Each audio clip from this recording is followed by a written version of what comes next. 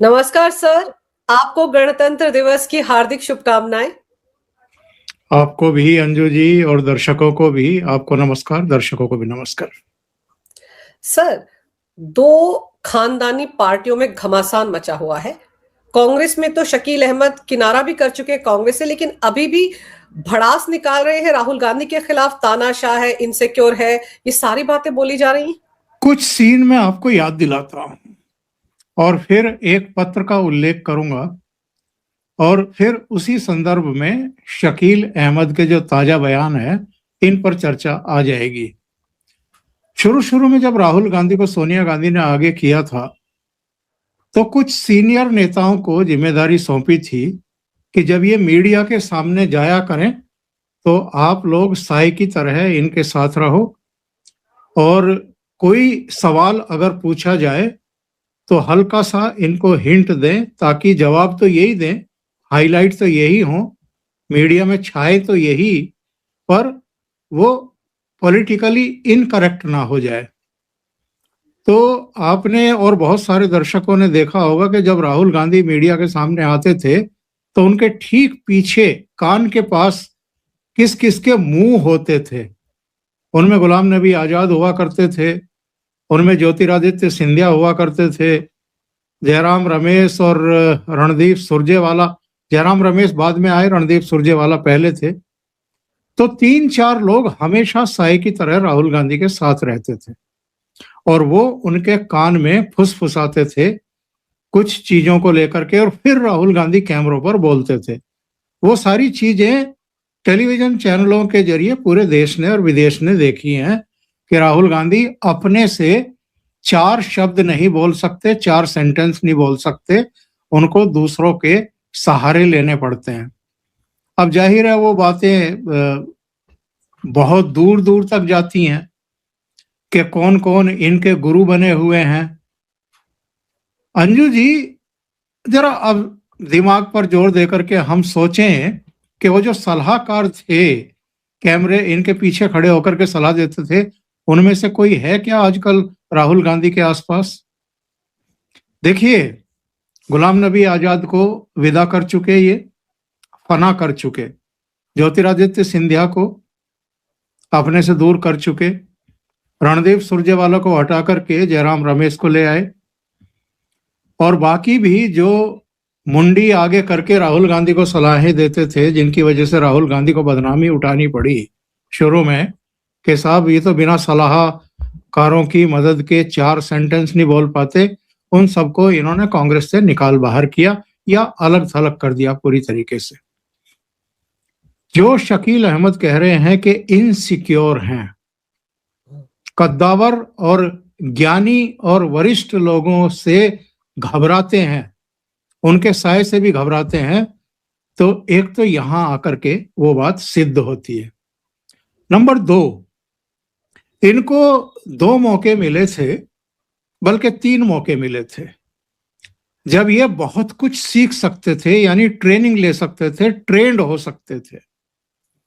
एक मौका था जब मनमोहन सिंह प्रधानमंत्री हुआ करते थे और उन्होंने ऑन कैमरा राहुल गांधी को आमंत्रित किया था अपनी कैबिनेट में शामिल होने के लिए, तो ये उस समय कैबिनेट मंत्री बन जाते। इंदिरा गांधी भी तो कैबिनेट मंत्री बनी थी लाल बहादुर शास्त्री की गवर्नमेंट में, तो उन्होंने बहुत कुछ सीखा था कैबिनेट मंत्री बन करके।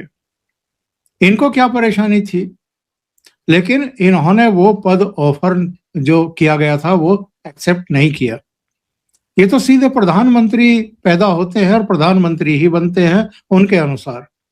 तो वो किसी मनमोहन सिंह, जिनको इन्होंने ही बनाया था और जो कठपुतली के रूप में याद किए जाते हैं सोनिया गांधी के, 10 जनपद के ताबेदार माने जाते हैं, उनकी कैबिनेट में ये कैसे शामिल हो सकते थे? इनकी नाक नीची हो जाती उससे।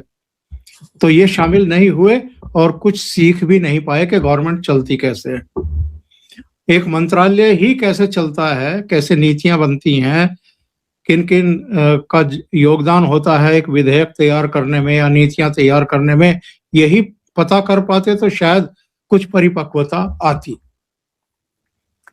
दूसरा मौका था 2014, जब नरेंद्र मोदी प्रधानमंत्री बने और कांग्रेस की सरकार दफ्तर से बाहर गई। और बुरी हार हुई, 44 सीटों पर सिमट गई। उस समय भी ये मल्लिकार्जुन खड़गे को संसदीय दल का नेता बनाने के बजाय लोकसभा में खुद संसदीय दल का नेता बनकर के तैयारियां करते, जो अलग अलग विषयों पर चर्चाएं होती हैं, हस्तक्षेप होते हैं, स्थगन प्रस्ताव लाए जाते हैं, उनकी तैयारी करते। वो सब चीजें होती कैसे हैं, तैयारी कैसे होती है, किसी विषय पर रिकॉर्ड कैसे सर्च टीम मंगाती है, देती है, तैयार करती है, पॉइंट्स बनाती है, वो सब सीखते। और जो नेता प्रतिपक्ष का पद आपको नहीं मिला सीटें कम रहने की वजह से, पर आप संसदीय दल का नेतृत्व करते हुए ये अच्छी तरीके से सीख पाते कि साहब सरकार की नीतियों का किस तरीके से विरोध किया जाता है। फिर तीसरा मौका इनको मिला था 2019 में। ठीक है, उस समय भी इतनी सीटें नहीं आई, 52 पर अटक गई कांग्रेस, लेकिन तब अधीर रंजन चौधरी को बना दिया। और दोनों, एक दक्षिण से आते थे, दूसरे पश्चिम बंगाल से आते थे। हिंदी पर पकड़ ना उनकी अच्छी थी ना इनकी अच्छी थी। एक्सेप्टेंस उत्तर भारत में ना अधीर रंजन चौधरी की थी ना मल्लिकार्जुन खड़गे की थी। तो इन्होंने मल्लिकार्जुन खड़गे की जगह, जब वो हार गए गुलबर्गा से, तो अधीर रंजन चौधरी को संसदीय दल का नेता बना दिया। ये 2024 में नेता प्रतिपक्ष तब बने जब नेता प्रतिपक्ष की जितनी सीटें आ गई कांग्रेस की। यानी आपको तो संवैधानिक पद पर ही रहना है, सुख सुविधाएं ही लेनी है, जिम्मेदारी नहीं लेनी है। क्योंकि आपकी फिर विदेश यात्राएं कैसे होंगी अगर आप जिम्मेदारी लेंगे तो। अभी तो संसद के 7 दिन बचे हुए थे शीतकालीन सत्र के, और आप विदेश निकल गए घूमने के लिए। कहा गया कि साहब फला जगह जो है एक बहुत ही अहम प्रोग्राम था, 101 देशों का कोई सम्मेलन था, पता नहीं वो कहाँ सम्मेलन हुआ है, उसकी कोई फुटेज तो सामने आई नहीं। तो राहुल गांधी का जो कुल मिलाकर के तौर तरीका है वो ये है कि फुल एंजॉय, फुल पावर, पूरे ऐशो आराम, बढ़िया गाड़ी में धूल उड़ाते हुए एस्कॉर्ट्स, आगे पीछे एसपीजी के समतुल्य Z+ कैटेगरी की पूरी जो है सिक्योरिटी, और जब जी चाहे तब देश में रहो, जब जी चाहे एक रात को सोने वाले कपड़े पहन करके आप चप्पल पैर में डाल करके पार्लियामेंट आओ, जब मन करे विदेश उड़ जाओ। तो बिना किसी जवाबदेही के, बिना किसी जिम्मेदारी के राजकुंवर जैसी जिंदगी, प्रिंस जैसी जिंदगी, और कोई पार्टी के भीतर सवाल खड़े ना करे, कोई बाहर का कोई सवाल खड़े ना करे, इससे बढ़िया मौज मस्ती वाली और जवाबदेही शून्य। पार्टी 92 बार हार रही है राज्यों में या 100 बार हार रही है, इससे इनकी सेहत पर कोई फर्क नहीं पड़ रहा है। ये प्रधानमंत्री ही बनेंगे जब बनेंगे, उससे नीचे कोई पद इनको एक्सेप्ट स्वीकार ही नहीं है। तो ये जो स्थितियां पैदा कर दी हैं, और गुलाम नबी आजाद ने भी अपनी चिट्ठी में क्या लिखा था सोनिया गांधी को, उन्होंने लिखा था कि इनका जो ऑफिस है, रागा का जो ऑफिस है, वो बड़े से बड़े कांग्रेस के समर्पित कार्यकर्ताओं, नेताओं को भी कोई तवज्जो नहीं देता है। और वो तवज्जो नहीं देता मतलब राहुल गांधी तवज्जो नहीं देते हैं।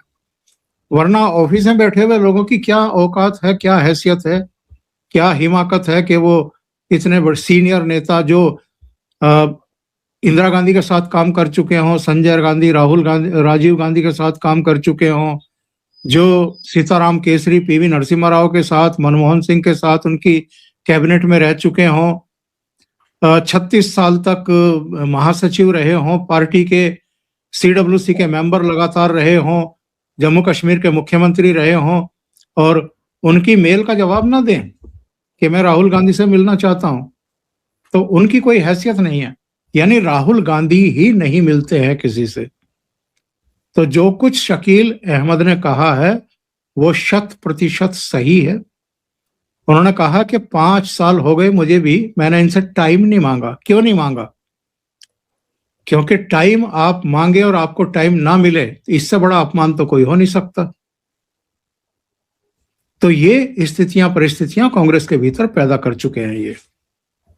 पर सर, अब तो जैसे कि मुस्लिम वोट बैंक को लेकर जो मारामारी मची हुई है, महाराष्ट्र के नतीजे जो आए हैं अभी बीएमसी वगैरह के, उसके बाद से तो असदुद्दीन ओवैसी ने तो इन सब की वाट लगा दी, सेंधमारी हो गई है। उसके बाद अब वो राशिद अल्वी जो कांग्रेस के नेता है, अब तो वो भी कहने लगे हैं कि मुसलमानों को तवज्जो ही नहीं देती है कांग्रेस, उनका इस्तेमाल करती, यूज एंड थ्रो की नीति अपनाती है उनको लेकर। वो नसीमुद्दीन सिद्दीकी जो बीएसपी का नेता था, यहां आ गया था 8-9 साल के बाद, उसने भी पार्टी छोड़ दी, यही कहा कि जो करने आया था वो करने नहीं दिया जा रहा है। तो अब तो कांग्रेस जो है वो मुस्लिम विरोधी भी उन्हीं के नेता बता रहे हैं, शकील अहमद, राशिद अल्वी, नसीमुद्दीन, ये कौन है?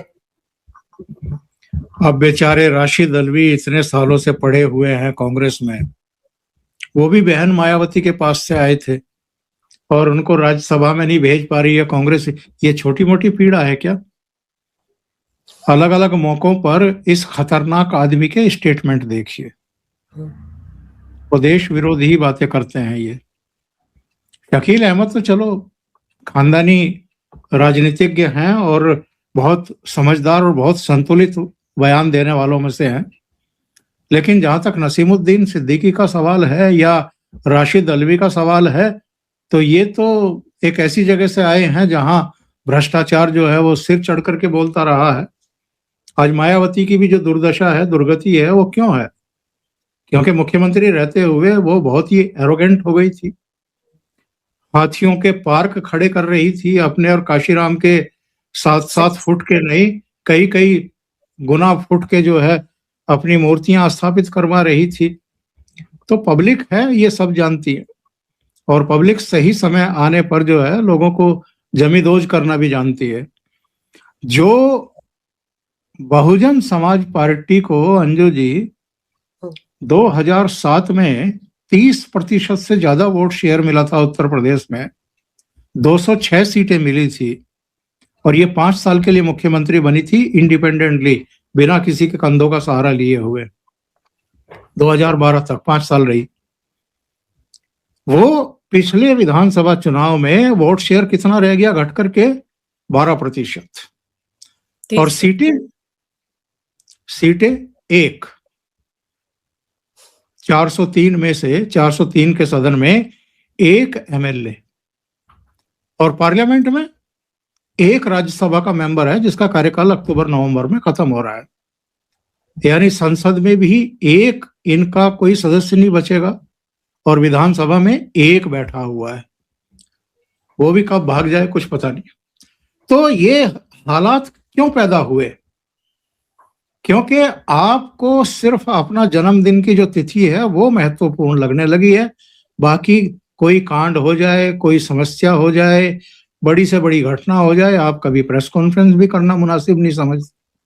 लोगों के बीच जाने की तो बात ही छोड़ दीजिए, या उनको लेकर के आंदोलन के लिए अपनी लीडरशिप को, चलो अपने बेटे के अपने भाई के बेटे को ही भेज दो आंदोलन के लिए, आप मत जाओ।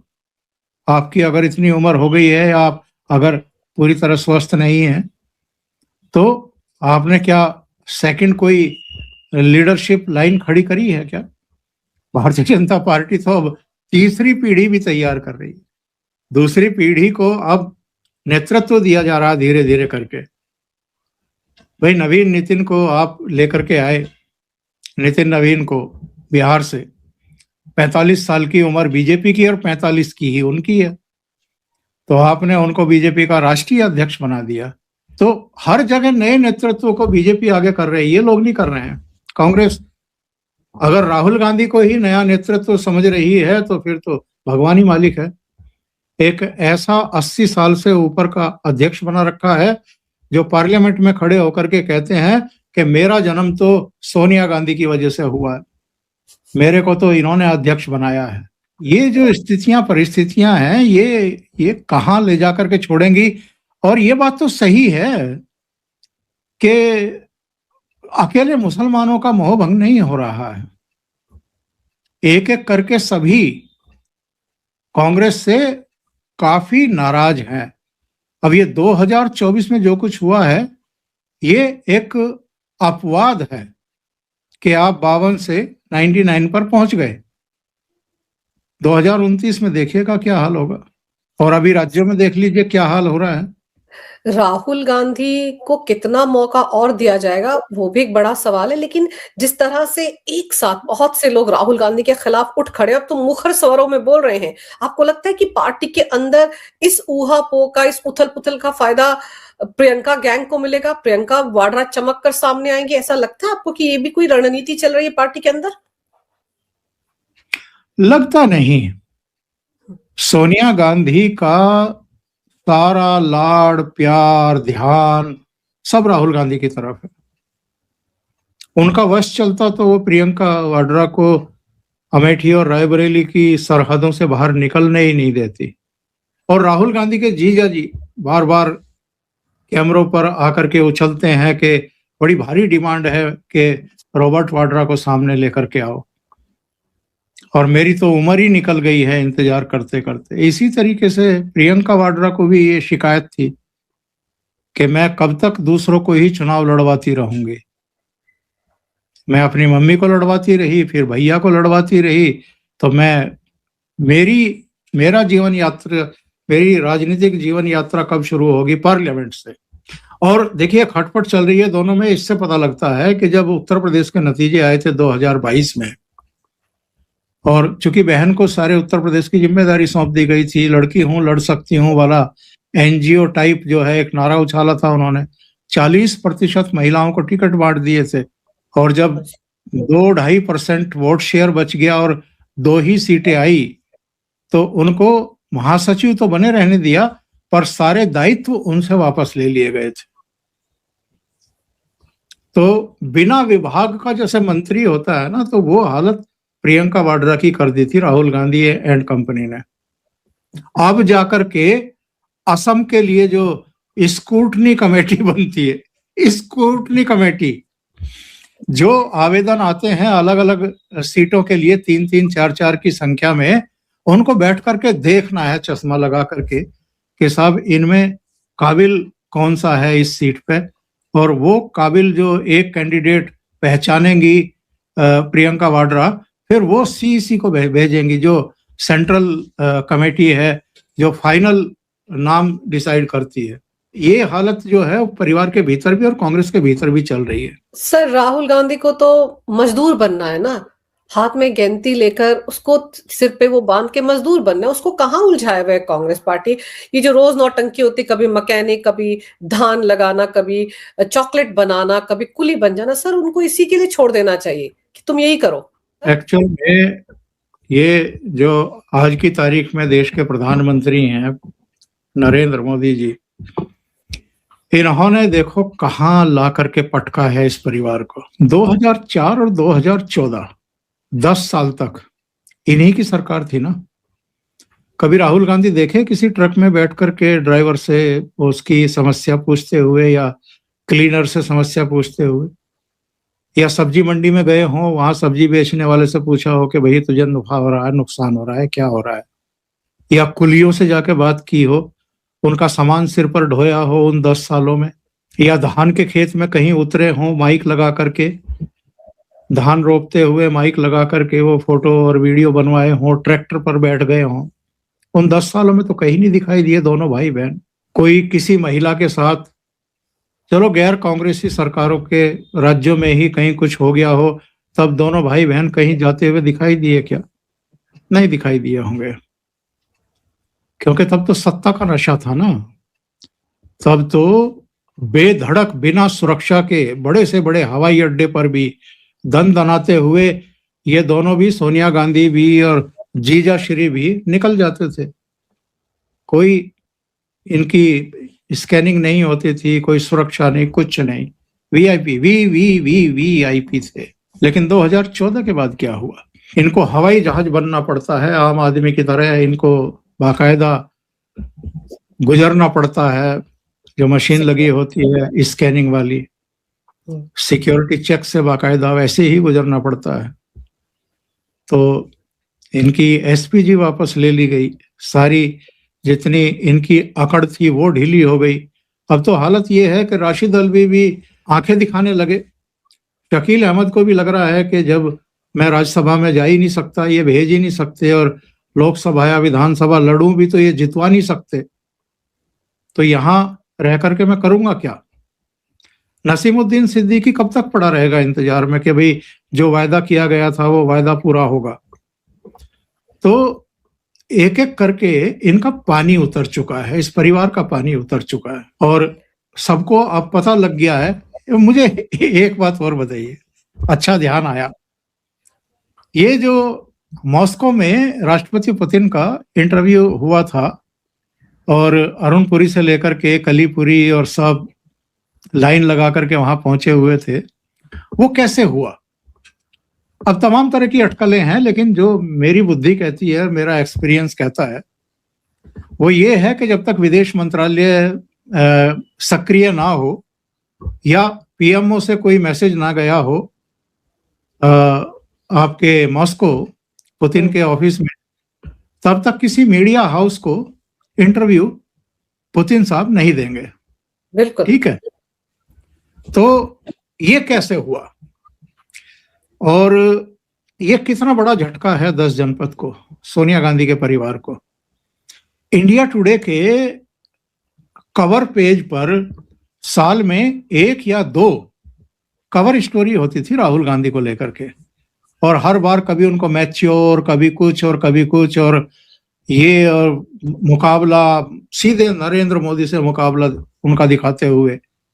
आप देख लो, जब से राहुल गांधी सक्रिय हुए हैं तब से किस किस तरह की कवर स्टोरी, इतना प्रमोट इनको किया जाता था इंडिया टुडे ग्रुप की तरफ से।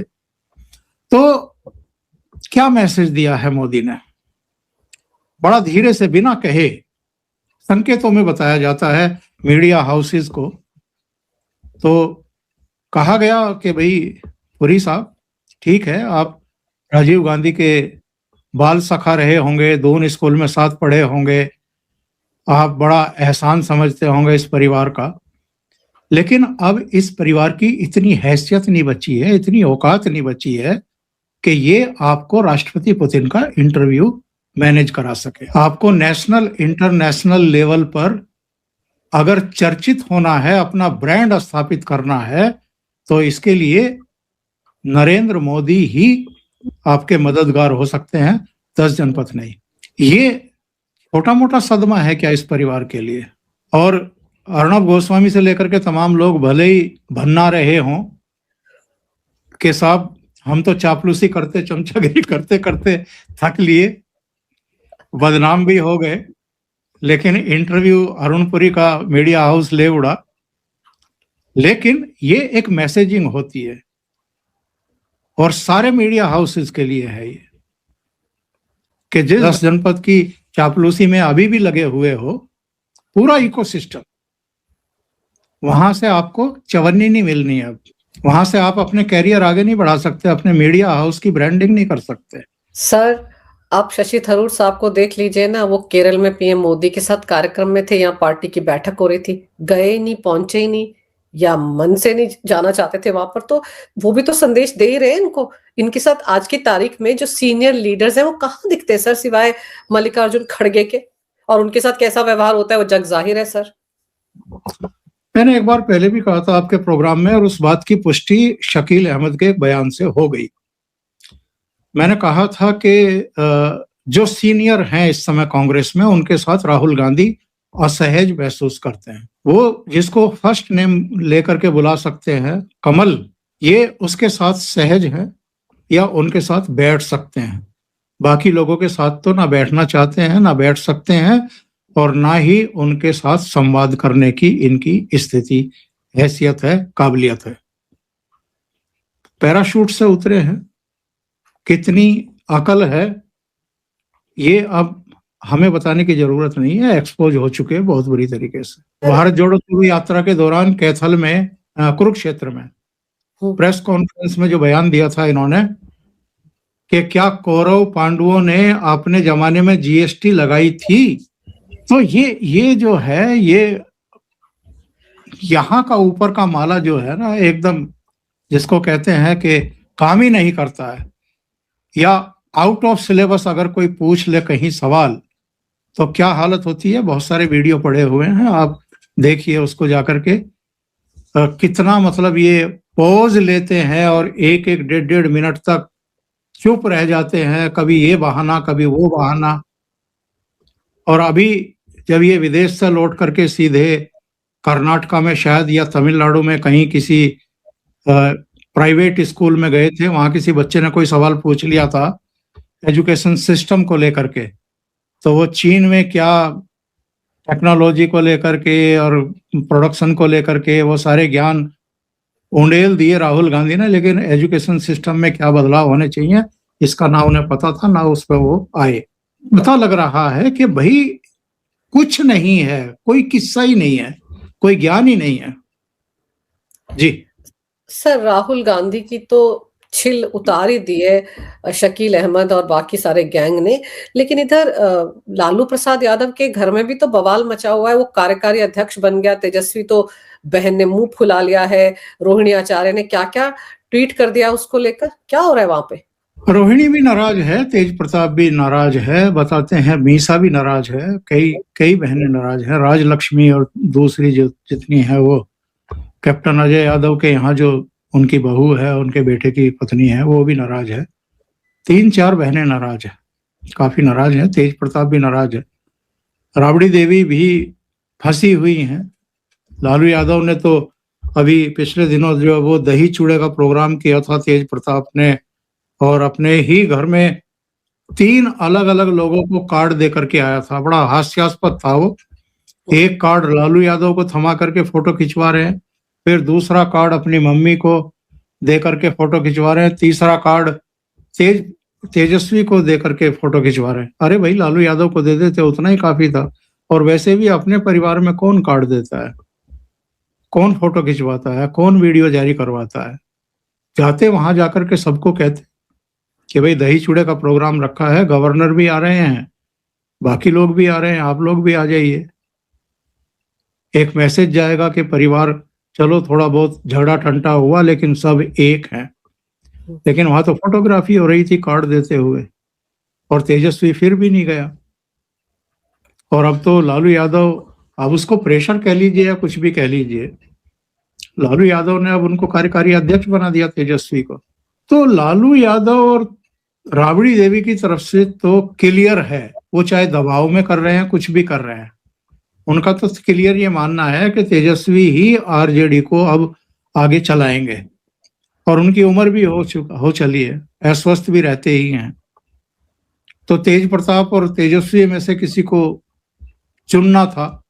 दोनों साथ चलते, दोनों में प्यार मोहब्बत होती, एक दूसरे के प्रति सम्मान और विश्वास होता तो कोई झंझट ही नहीं था। लेकिन झगड़े हो गए, रायता बिखर चुका है, सबको पता चल चुका है। तेज प्रताप अपनी अलग पार्टी बना चुके हैं, अलग लड़ चुके हैं। तो ऐसे में अब इनके सामने रास्ता क्या था? तो यही बचता था कि तेजस्वी को ही पार्टी की कमान सौंपो। सर, तेजस्वी तो कह रहे हैं कि हम हारे नहीं है विधानसभा चुनाव में, हमारा तो समय खराब था। वो राहुल गांधी के साथ मोटरसाइकिल पे घूमे हैं ना जब ये यात्रा में, तो थोड़ा बहुत तो असर होता ही है ना। वरना एक लंबा दौर गुजरा है इस भारतीय राजनीति में, जो भी जनता के द्वारा जिनको जनादेश होता था कि आप विपक्ष में बैठिए, वो गर्दन नीची करके, सिर झुका करके जनता के आदेश को स्वीकार करते थे विनम्रता से। ये कहते थे कि ठीक है, जो कमियां रह गई हैं, जो हमसे गलतियां हुई हैं, हम उनकी समीक्षा करेंगे, कोशिश करेंगे जनता का फिर से विश्वास जीतने की। अब बहाने तलाश किए जाते हैं, कभी ईवीएम खराब, कभी मतदाता सूचियों में गड़बड़ी, कभी एसआईआर में फ्रॉड, कभी मुख्य चुनाव आयुक्त और उनके जितने भी कर्मचारी अधिकारी हैं उनको ढूंढ ढूंढ कर कॉलर पकड़ करके खींच के लाएंगे, उनको छोड़ेंगे नहीं, इस तरह की बातें की जाती है। तो किसको बेवकूफ बना रहे हो? नाच ना जाने आंगन टेढ़ा। बिल्कुल सर, जनता की नब्ज पकड़ नहीं पा रहे हैं, पार्टी के अंदर भी नेता मुंह फेर कर बैठ गए हैं। तो अब देखना होगा आने वाले दिनों में राहुल गांधी की राहें किस तरफ आगे बढ़ती हैं। माता जी का तो आशीर्वाद उनके साथ है ही, लेकिन मुझे लगता है जीजा और जीजी दोनों कोई बड़ा खेल करने वाले हैं। हो सकता है उस तरफ इशारा हो। और लालू खानदान में तो सर पहले से भी चलता आ रहा था, आगे भी चलता रहेगा। लेकिन तेज प्रताप के घर जाकर लालू ने कहा था, घर आ जाओ तुम, हम सब साथ हैं। तो पता नहीं उसके बाद क्या परिवार में हुआ होगा। उसके बाद भी अगर तेजस्वी को कमान सौंप दी गई है तो एक मैसेज तेज प्रताप के लिए भी है और बहनों के लिए भी है। सर, आपने समय निकाला, बहुत ही विस्तार से इस विषय पर बड़ी अहम जानकारी मेरे दर्शकों को दी। आपका बहुत बहुत धन्यवाद। नमस्कार। भारत माता की जय। वंदे मातरम। जय हिंद। वंदे मातरम। जय हिंद।